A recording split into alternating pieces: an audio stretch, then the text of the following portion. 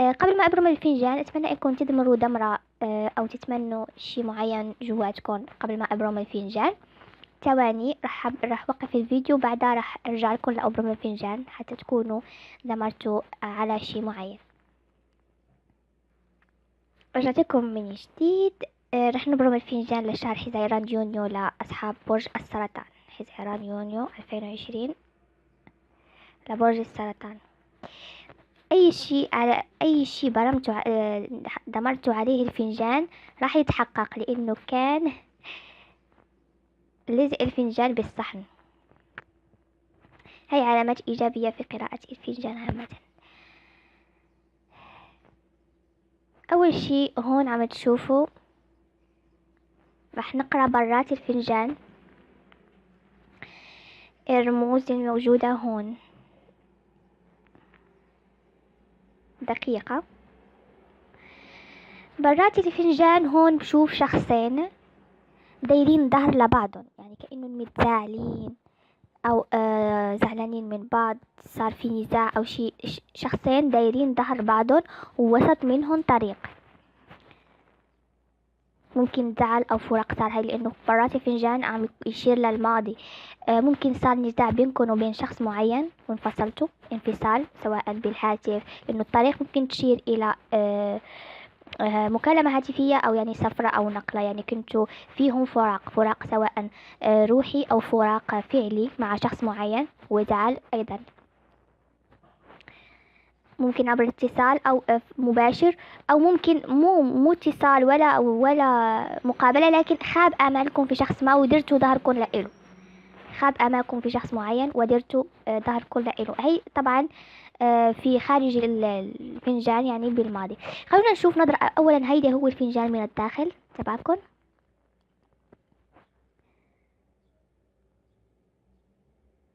هيدا خلونا نشوف كأن نظرة أولية، وبعدين نفسر الرموز كلها على حدة. أول شي في العديد من الطرقات القصيرة جوار بعضها، يعني في كتير تنقلات لبرج السرطان، تنقلات هيك بالقرب منكم، بالقرب من مقاطعتكم أو من مسكنكم. راح تتنقلوا كتير، روحوا لهون وهون وهون وجاية وهون كتير مرات.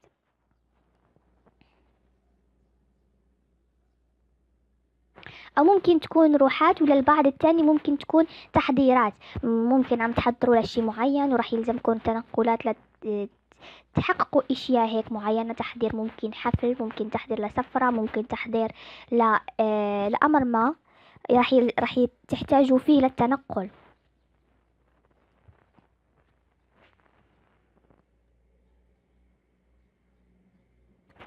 بعدها في 5 أفراد وتحتهم يعني 5 أفراد هيك قراب لبعضهم، ومعهم طفل صغير. طفل ما بعرف إذا بنت أم صبي، لكن طفل صغير و5 أفراد هيك مع بعض رايحين جوار بعض. ممكن تشير لسفرة إلكم ويا العيلة، إذا كان يعني في إلكم عيلة. راح تروحوا انتوا وعائلتكم في جمعة هيك إلى زيارة أحد المقربين، أو يعني راح تروحوا هيك بالمجموعة لمكان معين. ممكن لا تقضوا عطلة أو لتزوروا أحد الأقارب، أو مع بعضكم يعني. أو إذا كنت عازب وما في إلك جروب هيك من الناس، أو ما عندك العيلة هيك جوارك، يعني ما في كونتاكت ويا العيلة، بعيد عنهم، أو مو قرابين منك. فهون ممكن راح تجتمع ويا أصحابك، أو هيك في مجال عمل. مثلا يعني هون في جمعة ويا أهل أو ويا أصحاب أو ناس، يعني هيك مثلا تروح لمكان فيه ناس وعائلات مجتمعين وتقعد هيك. إذا كنت عازب بمفردك، أو كنت عازبة بمفردك بعيدة عن العائلة.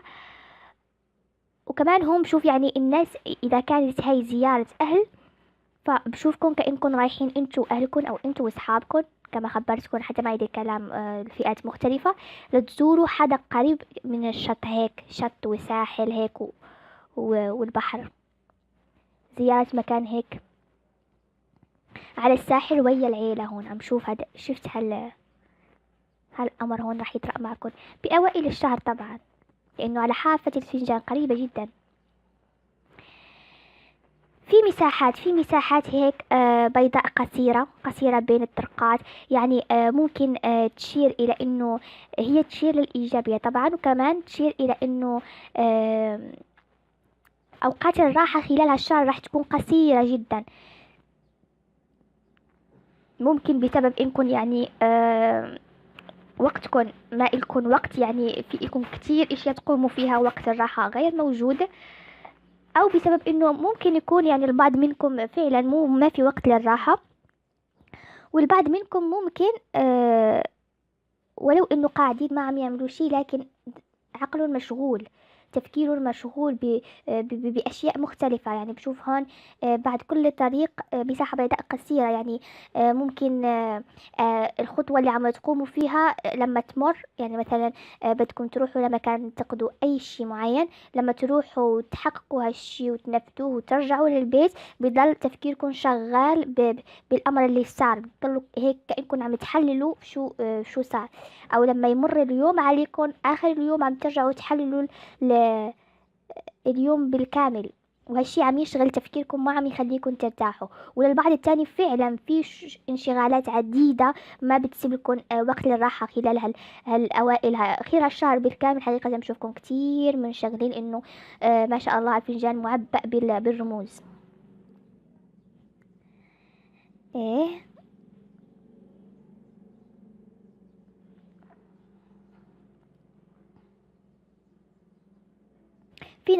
في نشاطات عديدة، في نشاطات هون نشاطات مختلفة.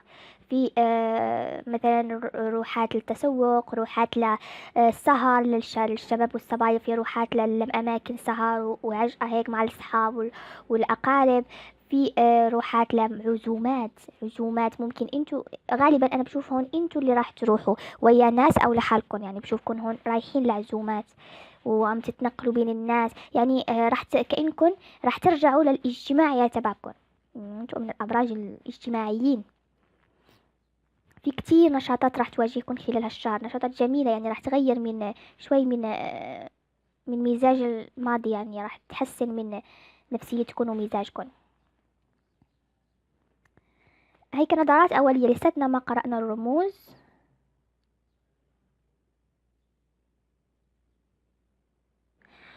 هون خلال هالشهر يعني بالمقارنة مع حافة الفنجان والجزء الثاني من الفنجان، أو وسط وأسفل الفنجان، بشوفكم كأنكم خلال هالشهر رح تنتقلوا من مكان مغاير تماما للمكان اللي كنتوا فيه قبل هالشهر، أو حاليا أو قبل هالشهر. بشوفكم انتقالة من مكان شبه هادئ، شبه ممكن هادئ من معنى الهدوء، أو مكان يعني مكان به ناس قليلة، أو كنتوا معاشرين مع ناس، أو كنتوا لحالكم، في منكم اللي كان لحاله يعني، أو كنتوا مع فئة قليلة من الناس.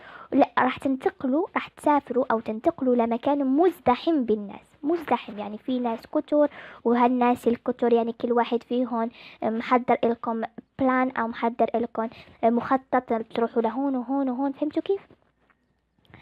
ناس كثيرة ومتنوعة، وفي إلى كتير إشياء لإلكم، يعني كل هالناس راغبين إنه يمضوا شوي وقت معكم، أو كأنه راح يعرضوا عليكم تمضوا معهم وقت، ومخططين يعني لهذا الوقت وين راح تروحوا وكيف وشو راح تعملوا. بلان جميل جدا، راح تغيروا جو حقيقة. قبل ما كنتوا لحالكم، وكنتوا قاعدين في مكان هادي لحالكم، ما في لا نشاطات ولا روحات ولا جيات، كأنه في مكان كان كنتوا تحسوا فيه بالملل. راح تنتقلوا لمكان يكون الطبيعي، كأنه مثلا هون راح أعطيكم مثال بسيط. مثلا الناس اللي عم يعيشوا في مدينة تانية أو في دولة تانية، بعيدين عن الأهل تبعهم وعن أصحابهم والأقارب تبعهم، وضلوا مدة وهن عايشين لحالهم، وممكن هالشهر راح يسافروا لأهلهم، وراح يجتمعوا مع أهلهم والأقارب، ويرجعوا الجمعات القديمة، وراح تفرحوا كتير. هيك أنا شفت هيك هالسيناريو في الكاسة. وأيضا ممكن الناس المتزوجين واللي لهم أولاد راح تروحوا لأحد الأقارب، ما بعرف ليش، لكن زيارة أحد ما حاضرة بقوة خلال هذا، والسفر، زيارة أحد ما والسفر حاضر بقوة في فنجان أصحاب برج السرطان. مهم.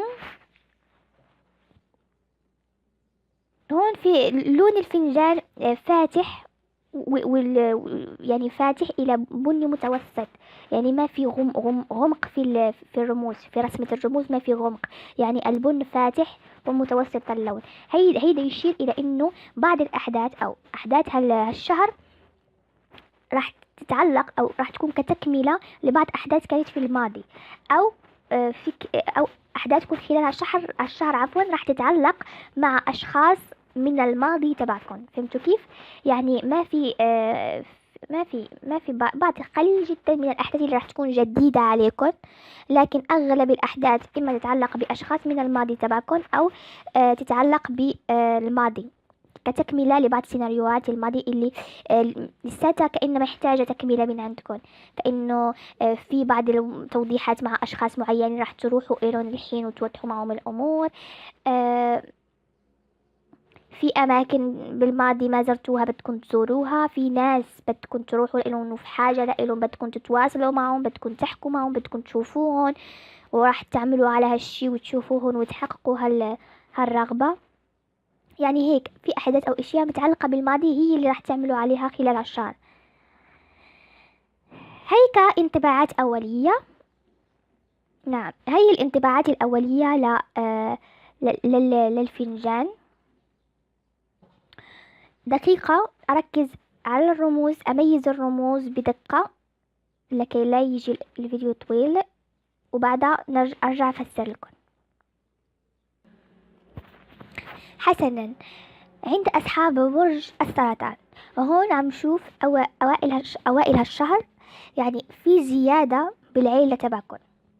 هون في زيادة بالعيلة تبعكم، ممكن زيادة بيبي، ممكن حدا رح يتزوج بالعيلة تبعكم، أو شخص ما رح ينضاف في زيادة. ممكن مال من ورثة أو شي رح ينضاف على العيلة تبعكم. عموما هالزيادة اللي رح تتزاد بالعائلة، في بعض منكم بالعائلة والناس اللي ما عندهم عائلة، أو يعني العائلة تبعهم ما في كونتاكت ويا العيلة تبعهم لحتى يعرفوا شو زادوا أو لا.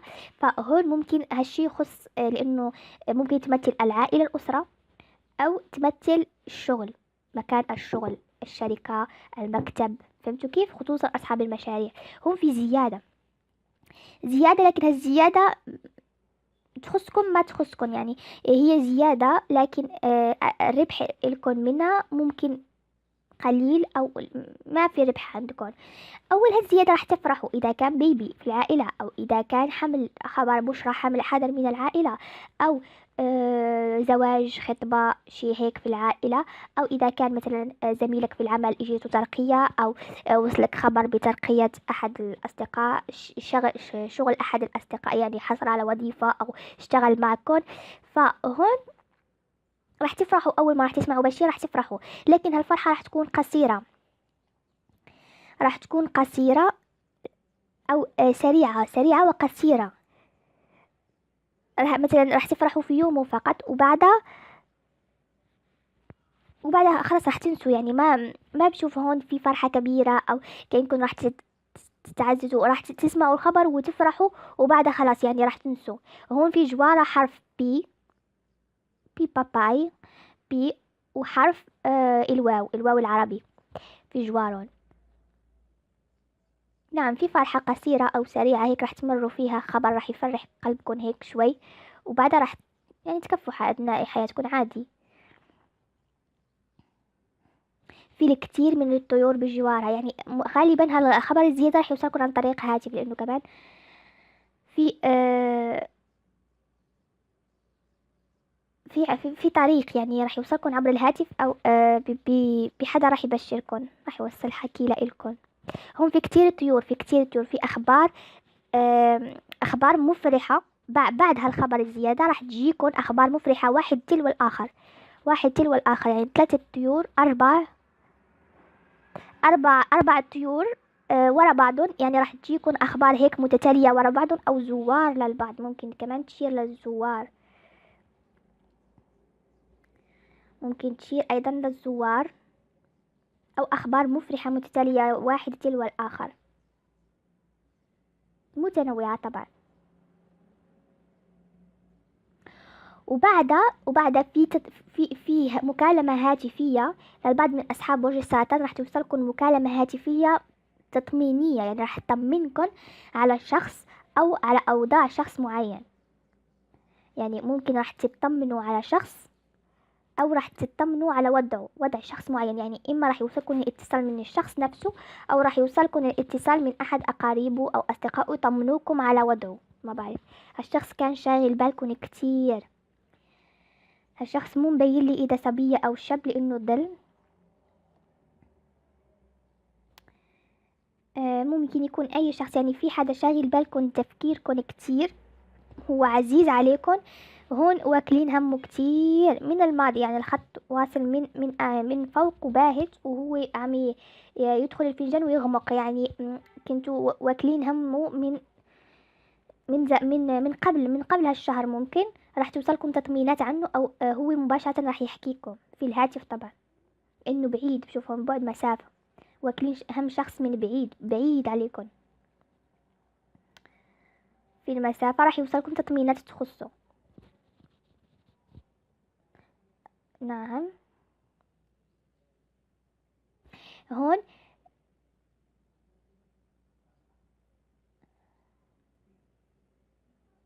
هون هون في منكم. هون طلع لي رمز المصاري. في منكم اللي راح ياخدوا مصاري، ممكن من شغلة معينة، أو من شي راح يبيعوه، أو شي راح يعني شي شغلة راح يقوموا بها، لكن لمرة واحدة وراح ياخدوا مصاري. راح ياخدوا مصاري عفوا. وفي منكم اللي حدا راح يبعت له المصاري، بعتها من بعيد. وممكن تكون هون طلع لي رمز تركيا، يعني ممكن انها تكون من تركيا، او ما بعرف ليش طلع لي رمز الليرة التركي هون. ممكن طاقة المكان. يعني هون في فئة منكم اللي راح يبيعوا اشي معين وياخدوا مصاري، او راح يشتغلوا شغلة هيك سريعة وياخدوا مصاري، او راح يبعت لهم حدا من بعيد. ممكن من اي دولة ما بعرف، لكن هون طلعت لي الليرة التركية. راح يبعت لهم هون حدا من بعيد مصاري لأيديهم. المصاري مو كتيرة، لكن قليلة، يعني كأنها راح تفرحوا فيها طبعا رغم انها قليلة في وقتها. يعني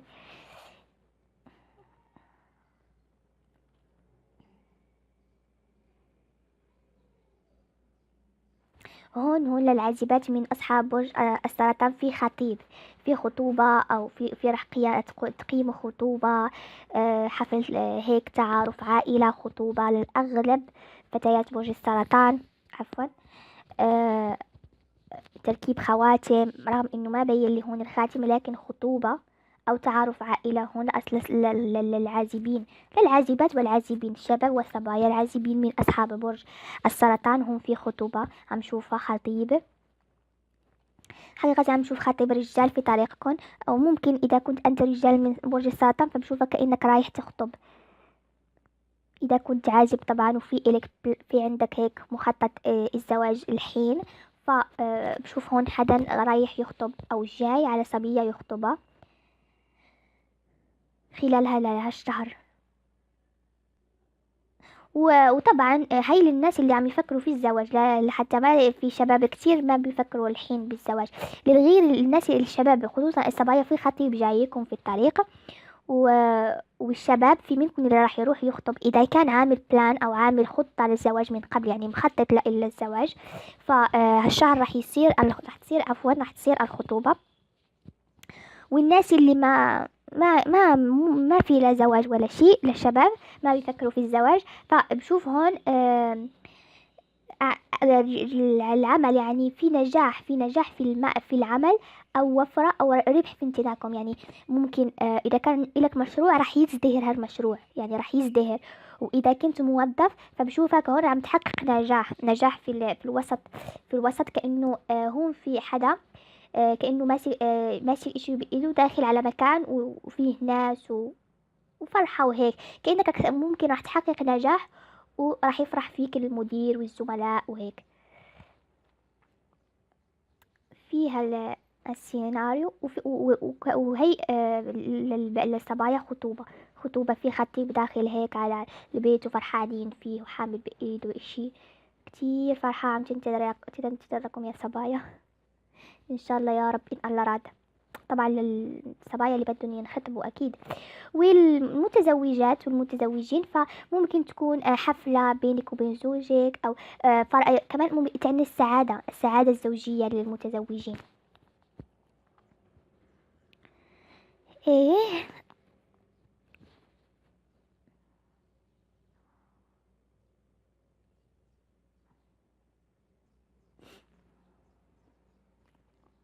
في العديد من المكالمات والتواصلات، عفوا، في العديد من المكالمات والتواصلات والأخذ والعطاء في الحكي مع ناس مختلفة، أو ممكن مع شخص واحد والعديد من المرات خلال الشهر، اتصالات عديدة وكثيرة مع شخص واحد أو مع أشخاص مختلفين. يعني في كتير مكالمات، كتير مكالمات إيجابية طبعا، يعني حكي أخذ وعطاء في الحكي، تواصل، مكالمات.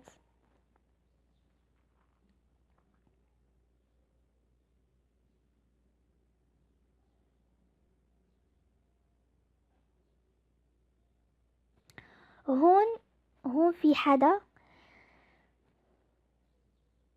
كان في حياتكم، يعني الماضي البعيد. يعني هون لونه باهت جدا، يعني ممكن كان بالماضي البعيد، وهالشخص راح من حياتكم، عم شوفوا واقع، يعني عم يطيح، يعني راح من حياتكم. ممكن ممكن خلال هالشهر راح تواجهوا اشي معين يذكركم فيه. ممكن مكان ما كنتوا عم تروحوا إله راح تروحوا له خلال هالشهر، إنه جاي على الطريق يعني. راح تروحوا لمكان راح يذكركم فيه، أو شيء معين راح تواجهوه بحياتكم راح يذكركم بهالشخص، ويعيد هيك ذكرى الماضي، ويسبب لكم شوي هيك حنين وحزن شوي فقط في جواتكم. أو راح توصلكم أخبار عنه بالصدفة. هاي الشخص ماضي بعيد، يعني مو شخص انفصلتوا انتوا وياه الأسبوع الماضي أو الأسبوعين الماضي. هاي ممكن نخبركم سنة فما فوق، أو سنة ماكسيمم سنة، بالماكسيمم سنة ممكن. هون هالشخص راح يوصلكم عليه أخبار، راح ترجع لكم الذكرى، أو راح تصادفوا إشي معين يذكركم فيه، وراح تعيدوا هيك الذكريات، ويجيكم حنين وشوي حزن جواتكم. لكن مرر هيك خارج الفنجان، يعني ما راح يأثر.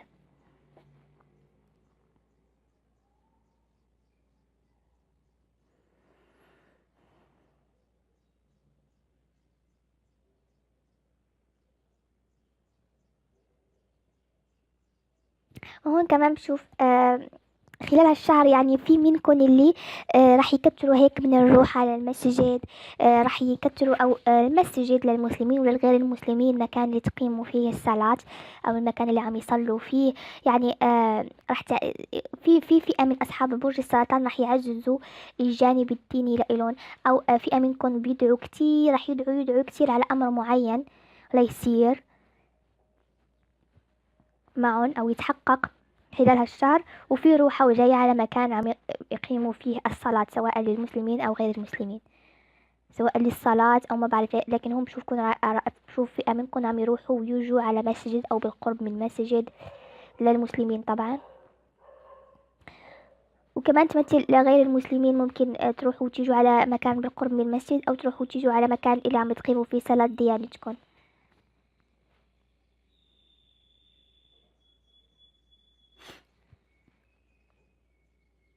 وفي دعوة كتير بتدعوها عند كل صلاة، عم تدعوا دعوة. وإن شاء الله خلال هالشهر ممكن، إنه عم شوف النور عم يشع من هالجامع للسما، يعني ممكن إنه إن شاء الله هالدعواتكم راح تتحقق إن شاء الله. في بشرى هون تحقيق لدعوة كتير عم تدعوها، خصوصا في المسجد، أو ممكن يكون المسجد يشير للصلاة عند الصلاة، يعني هون طلع للمسجد، والله أعلم.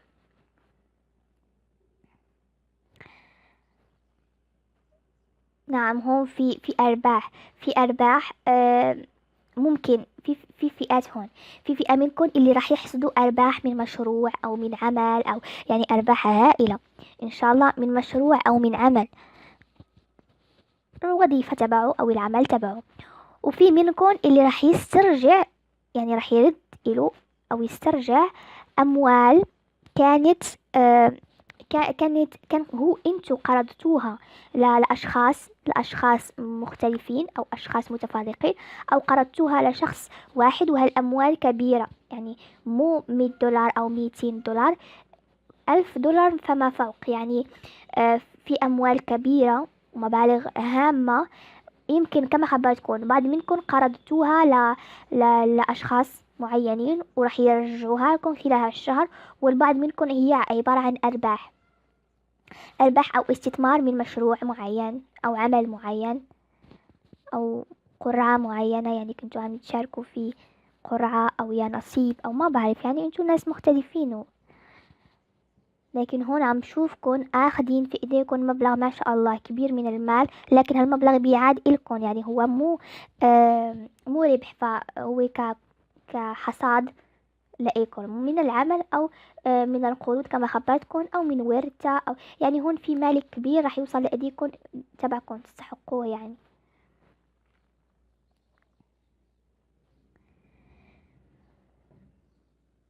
هون هون أصحاب برج السرطان راح في مفاجأة لكم خلال هالشهر.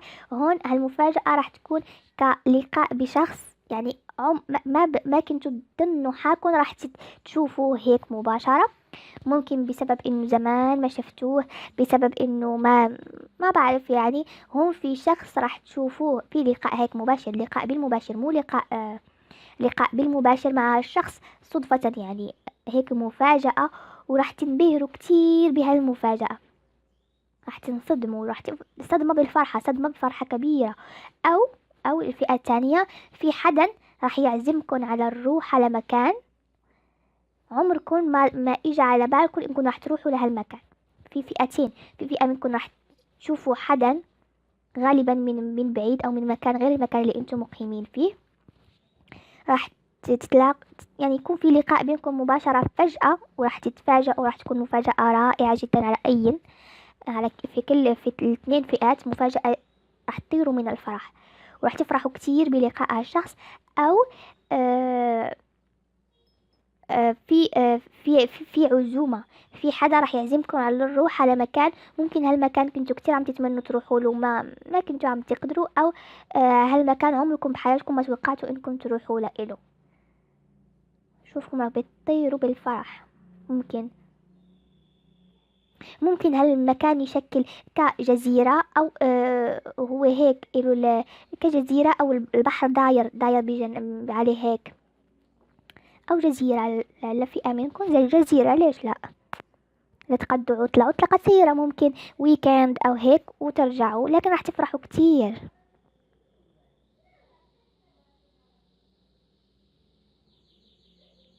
لما بشوف الرمز بعيد بمشي معه بمشي معه بمشي معه لحتى أفسر منيح.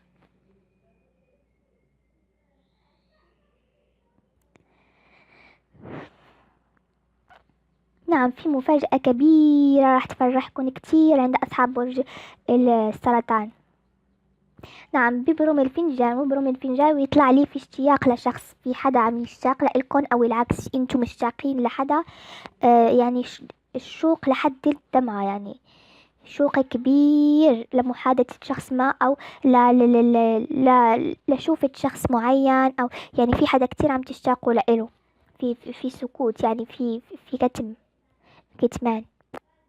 او هو او اذا ما كنتوا انتوا عم تشتاقوا لحدا، فهون في حدا عم يشتاق لكم بشكل كبير لحد الدمعة كما خبرتكم. بشوف حدا بالشوق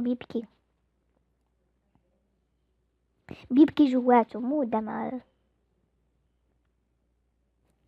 حسنا، راح نمر للجزء الثاني من الفنجان.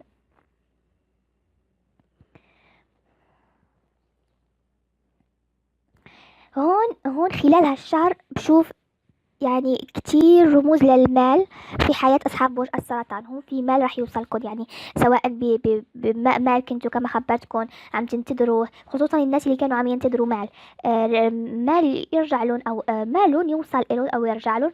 فهون في مال راح يدخل لأيديكم، تستحقوه من استحقاقكم طبعا. فهون راح يوصل لأيديكم وراح تمسكوه وراح تفرحوا فيه كتير. هاي الشهر المال بامتياز أصحاب برج السرطان.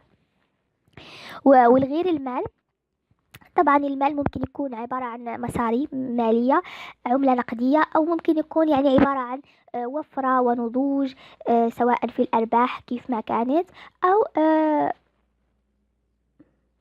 او ممكن يعني في صبايا مثلا ما عم يشتغلوا.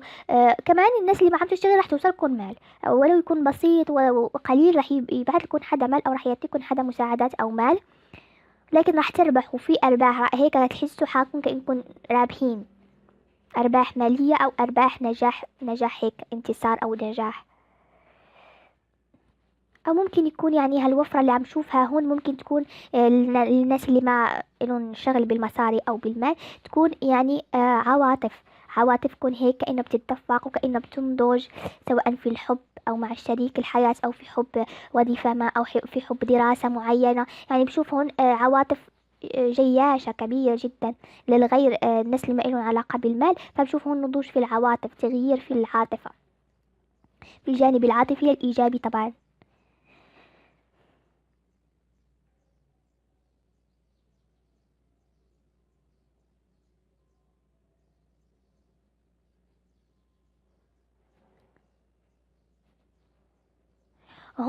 هون عند أصحاب برج السرطان في نزاعات مع الشخص أو بعض الأشخاص. ممكن هالنزاعات كما خبرتكم تكون إلى علاقة بالماضي، وهالنزاعات ممكن فقط سوء تفاهم أو فقط غموض، يعني ما في إشي بسيط هو اللي عمل هالنزاعات وهالسوء التفاهم كلياته.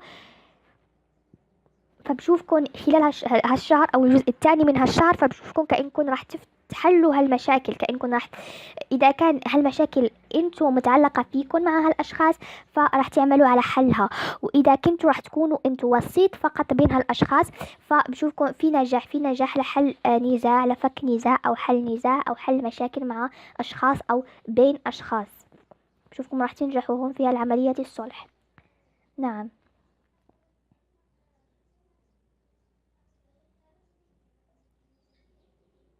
نعم بشوفكم نجاح في فك بعض المشاكل، سواء الأسرية أو بالأصحاب أو مع الناس.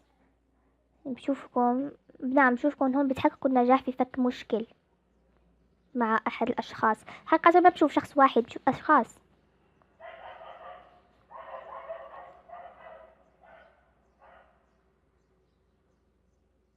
هون عند أصحاب برج السرطان بشوف راح يظهر في حياتكم خلال، أنا الآن بقرأ الجزء الأسفل من الفنجان، فممكن بالأواخر الشهر أو بالجزء الثاني من الفنجان عفوا، راح يظهر في حياتكم حدا.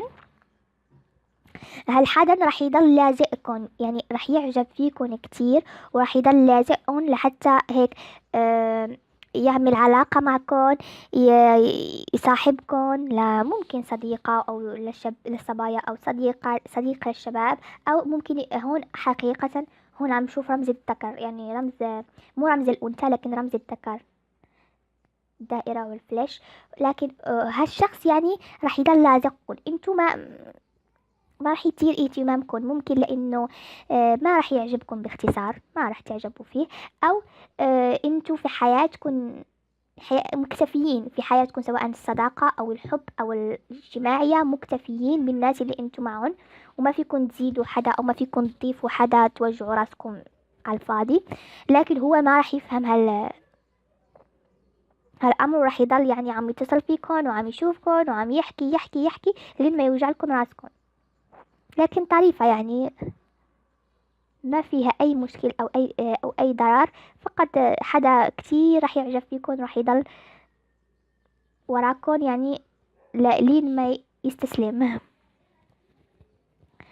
لكن شخص ظريف يعني وطريف، ما ينخاف منه.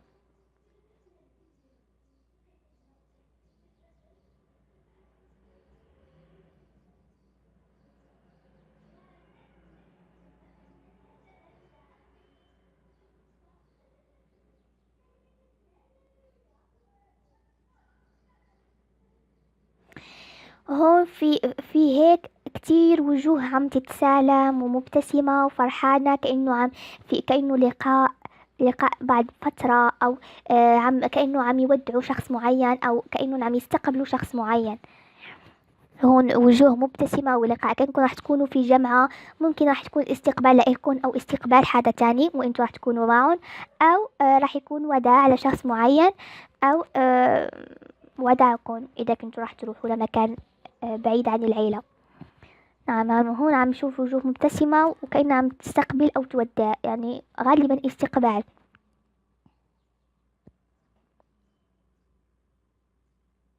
هون في عين مباركة، عين لكن مو مضرة، بالعكس مباركة. يمكن عينكم انتو، او عين حدا من قابلكم او قريب منكم او حبيبكم، زوجكم، اخوكي، امك، ابوكي، شخص هو مو مبين جنسه، لكن الشخص عينه جميلة مباركة. او هي تفسير الاول. او لفئة منكم في عين معجبة فيكم، في عينها في عين نيتها ممكن الحلال معكم، لانه هون يعني عينه مرزوقة في رزقة في عينه هيك، يعني ممكن معجبة فيكم كتير، او بده بدها اياكم يعني في الحلال.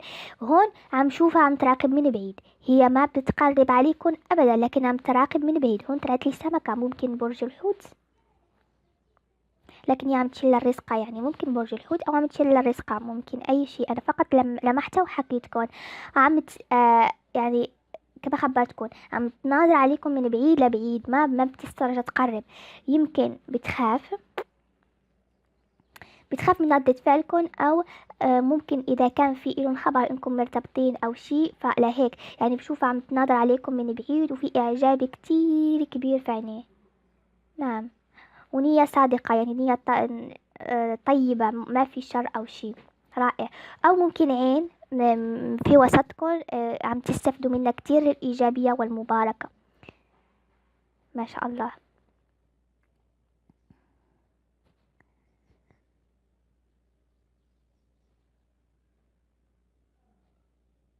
هون في مكان ما راح تروحوا له في فرحة كبيرة جدا، في فرحة كبيرة جدا ورائعة في انتظاركم في مكان معين.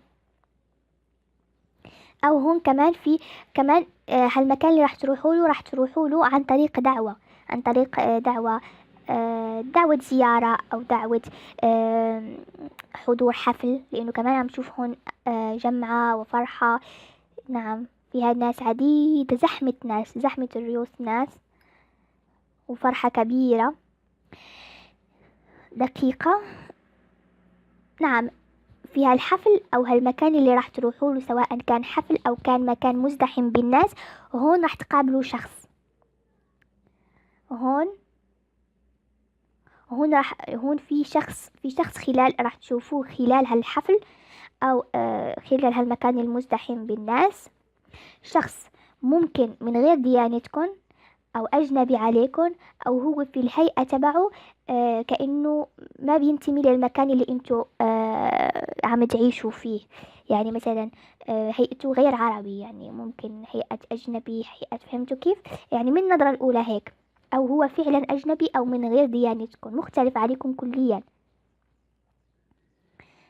هالشخص راح تعيشوا معه أحداث جميلة، لكن بالمستقبل اللي بعيد، إنه في قعر الفنجان. يعني راح تعيشوا معه أحداث جميلة جدا وأيام رائعة جدا. وهي لفئة، وغالبا الفتيات، لأنه هنا الشخص نشوفه رجال، غالبا الفتيات. وكمان ممكن الرجال يكون هالشخص عبارة عن شخص راح تشتغلوا معه في وظيفة أو شيء معين، ما بعرف، لكن هو هنا رجال. لفئة تانية راح تروحوا الناس اللي عم تفكر في الهجرة في آخر الشهر، أو يعني في آخر الشهر. هي فنجان شهر، فقاعة الفنجان يعني آخر الشهر.